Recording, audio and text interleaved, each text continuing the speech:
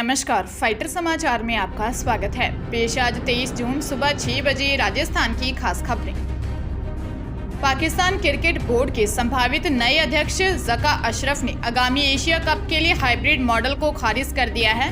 PCB के मौजूदा अध्यक्ष नजम सेठी के हाइब्रिड मॉडल के तहत इस टूर्नामेंट का आयोजन सितंबर में पाकिस्तान और श्रीलंका में होना है। ज़का अशरफ ने एक बयान में कहा कि वह इसे खारिज करते हैं। ऐसे में पीसीबी और बीसीसीआई टकराव की स्थिति में आ गए हैं। अब वनडे विश्व कप में पाकिस्तान का खेलना मुश्किल है।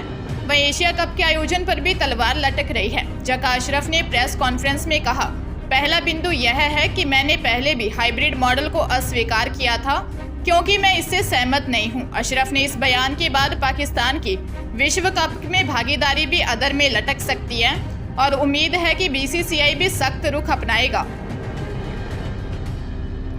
सवाईमाधोपुर जिले की कुंडेरा थाना पुलिस ने हनी ट्रैप के 2 आरोपियों धनराज और दीपक को गिरफ्तार किया है। पीड़ित सोनू ने दर्ज रिपोर्ट में बताया कि वह 14 जून को अवध एक्सप्रेस से जा रहा था। ट्रेन में महिला रुक्मणी मिली। बातों बातों में महिला ने उसका मोबाइल नंबर ले लिया। उसके बाद महिला बार बार फोन कर बुलाने लगी। 18 जून को महिला ने पीड़ित को मखोली रेलवे स्टेशन से सीधे पटरी गंगापुर की तरफ 1 किलोमीटर दूर खेत में बने 2 कमरों पर मिलने बुलाया। पीड़ित भाई की बाइक से गया। खेत पर महिला उसे कमरे में ले गई। कुछ समय बाद वहां 2 युवक व एक महिला और आ गई। सभी ने मिलकर लाठी डंडों से मारपीट की तथा जबरन कपड़े उतारकर नग्न कर मोबाइल से अश्लील क्लिपिंग बनाकर प्रार्थी को जान से मारने की धमकी दी। पर्स में रखे 13,000 रुपए, सोने की 1.5 तोला की चेन और बाइक छीन ली और आरोपियों ने पीड़ित से पर नोट पर 2 लाख रुपए लिखवा कर हस्ताक्षर करवा लिए तथा 4 से 6 लोगों को फोन पे पर पेमेंट डालने को फोन करवाया। श्री अकाल तख्त साहिब के नए जत्थेदार ज्ञानी रघबीर सिंह ने अपना पदभार संभाल लिया। पाठ के भोग के बाद ज्ञानी रघबीर सिंह श्री अकाल तख्त साहिब पर पहुंचे। यहां उन्हें पगड़ी पहनाने की रस्म निभाई गई। श्री अकाल तख्त साहिब पर बड़ी गिनती में श्रद्धालु, बुद्धिजीवी और सिख संगठनों के पदाधिकारी पहुंचे हैं। गौरतलब है कि 4 साल 244 दिनों के बाद एक अस्थायी जत्थेदार ने पदभार संभाला है। अभी तक इस पद पर अतिरिक्त कार्यभार के साथ ज्ञानी हरप्रीत सिंह ही कार्यभार संभाल रहे थे। पाठ के भोग के बाद ज्ञानी अमर सिंह को श्री अकाल तख्त साहिब पर बुलाया गया और उन्होंने ज्ञानी रघबीर सिंह को श्री अकाल तख्त साहिब का जत्थेदार घोषित किया। एसजीपीसी की तरफ से आयोजित इस कार्यक्रम में ज्ञानी हरप्रीत सिंह भी मौजूद रहे।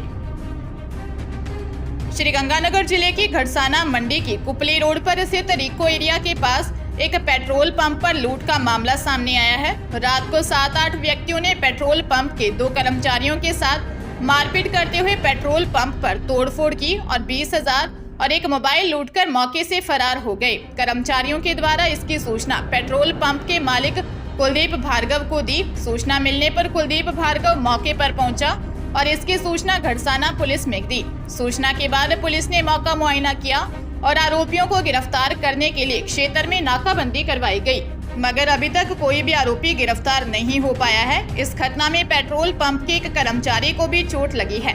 थानाधिकारी जितेंद्र स्वामी ने बताया कि आरोपियों को गिरफ्तार करने के लिए क्षेत्र में नाकाबंदी करवाई गई है। शीघ्र ही आरोपियों को गिरफ्तार कर लिया जाएगा। राज्य के स्कूल अब 24 जून की बजाय 26 जून को शुरू होंगे। राज्य सरकार ने ग्रीष्मकालीन अवकाश की अवधि में 2 दिन की बढ़ोतरी की है। माध्यमिक शिक्षा निदेशक कानाराम ने शिक्षा सत्र 2022-23 शिविरा पंचांग में आंशिक संशोधन के आदेश जारी किए हैं। दरअसल वर्तमान में 17 मई से राज्य के स्कूलों में ग्रीष्मकालीन अवकाश चल रहे हैं। पूर्व में ग्रीष्मकालीन अवकाश की अवधि 23 जून निर्धारित थी। 24 जून से स्कूल शुरू होने थे, लेकिन 24 जून को शनिवार व 25 जून को रविवार होने के कारण अब स्कूल 24 जून की जगह 26 जून को खुलेंगे।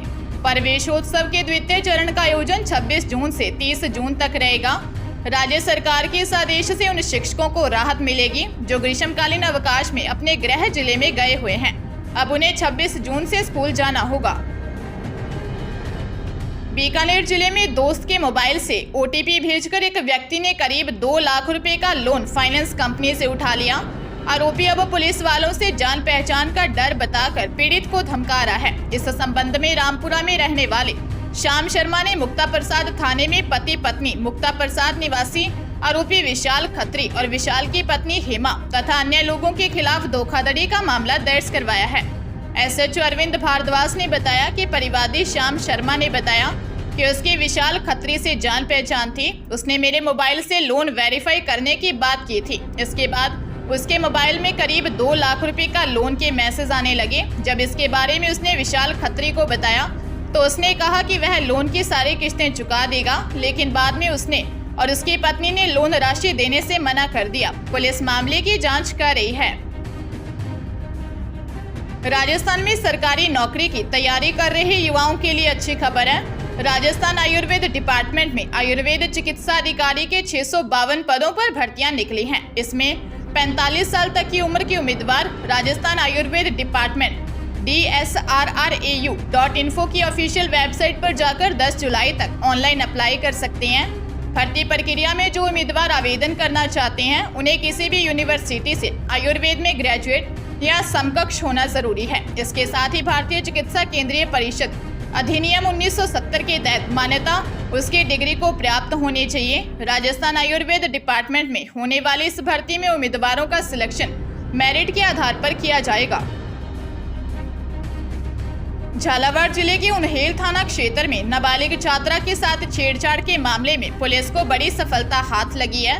पुलिस ने आरोपी सरकारी शिक्षक को गिरफ्तार कर लिया है। सूत्रों से आरोपी शिक्षक के मध्य प्रदेश में छिपे होने की सूचना मिली थी, जिस पर त्वरित कार्रवाई करते हुए झालावाड़ पुलिस ने शिक्षक को मध्य प्रदेश से पकड़ा है। शिक्षक पर सरकारी स्कूल की एक नाबालिग छात्रा के साथ छेड़छाड़ करने का आरोप है। मामले में पुलिस ने त्वरित कार्रवाई कर आरोपी शिक्षक 35 वर्षीय मोहम्मद अजहरुद्दीन निवासी रायपुर जिला झालावाड़ को आगर मध्य प्रदेश से धर दबोचा है। एसपी ऋचा तोमर ने बताया कि उन्हेल थाना क्षेत्र के एक सरकारी स्कूल में पढ़ रही नाबालिग छात्रा के साथ शिक्षक ने छेड़छाड़ की थी। नेशनल टेस्टिंग एजेंसी एनटीए की ओर से आयोजित की जा रही कॉमन यूनिवर्सिटी एंट्रेंस टेस्ट यानी CUET यूजी परीक्षा 2023 का आखिरी चरण का समापन आज शुक्रवार 23 जून को होगा। जो आवेदक उम्मीदवार आज परीक्षा देने के लिए पंजीकृत हैं, वे आधिकारिक वेबसाइट cuet.samarth.ac.in से अपना CUET UG admit card 2023 download कर सकते हैं। यहाँ यह भी ध्यान दिया जाना चाहिए कि एनटीए ने अंतिम चरण के लिए उपस्थित होने वाले आवेदकों के लिए CUET यूजी सीटी सूचना पर्ची 2023 पहले ही जारी कर दी थी। CUET यूजी 2023 परीक्षा 3 अलग अलग पारियों में होगी। एनटीए ने कहा कि उम्मीदवार ध्यान दें, यह CUET यूजी 2023 परीक्षा का अंतिम चरण है। उत्तर कुंजी चुनौतियों और परिणामों के लिए उम्मीदवारों को आधिकारिक वेबसाइट पर जाने की सलाह दी जाती है।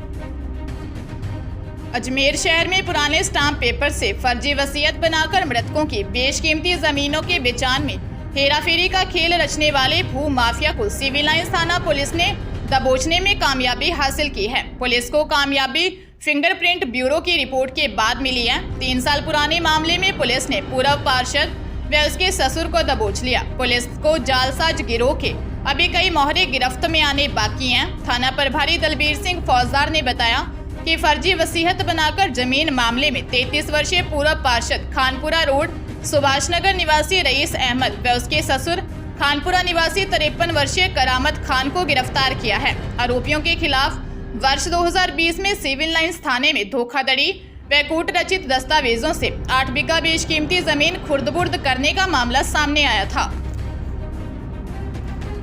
भरतपुर जिले के बयाना के सरकारी अस्पताल में अपनी पत्नी को दिखाने आए युवक की जेब से अज्ञात बदमाश 50,000 रुपयों की गड्डी पार कर ले गए। पत्नी की सोनोग्राफी कराने के दौरान युवक ने जब जेब में हाथ दिया तो रुपयों की गड्डी गायब देख उसके होश उड़ गए।